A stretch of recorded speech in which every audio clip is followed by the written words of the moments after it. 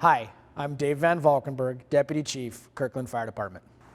As our community continues to grow and thrive, our fire department must evolve to continue to be one of the best in the nation. One of the tools that we use to measure our effectiveness is total response time.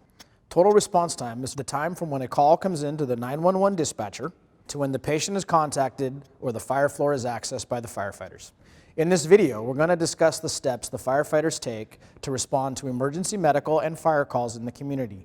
We'll look at how these steps relate to total response time if a call comes in at a single-family home or in a multi-family building with multiple floors. When a community member calls 911, that call is answered by NORCOM, our Regional Emergency Dispatch Center. Units are dispatched according to the type and location of the call. When the station is notified of the call, the firefighters begin to equip themselves to respond to the emergency. During the pandemic, firefighters responding to an aid call must first put on the appropriate personal protective equipment, or PPE.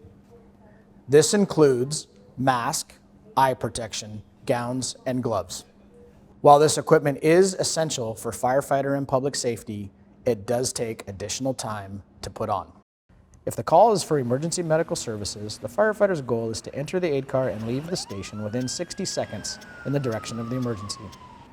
If the call is for a fire, then the firefighters must dress in their protective equipment. The firefighter's goal is to leave the station in the fire engine within 80 seconds. The aid car and the fire engine must now drive to the location of the call. Timing is everything for firefighters. The goal is to arrive on scene within 4 minutes of leaving the fire station. Seconds can make the difference between a structure fire growing out of control or irreversible brain damage in the event of a cardiac arrest. A large percentage of the calls the Kirkland Fire Department receives comes from single-family residents, which allow for easy access for fire and aid calls. For larger buildings, access to the patient or the fire is often delayed due to building size, style, and layout. In these situations, firefighters must enter the building, find and take the elevator, and then go down a hallway before they can access the patient. When responding to a fire, firefighters must take their equipment, including hoses, tools, and thermal imaging cameras, up the stairs to where the fire is located. The more floors that the firefighters have to ascend, the longer time it takes to reach the fire.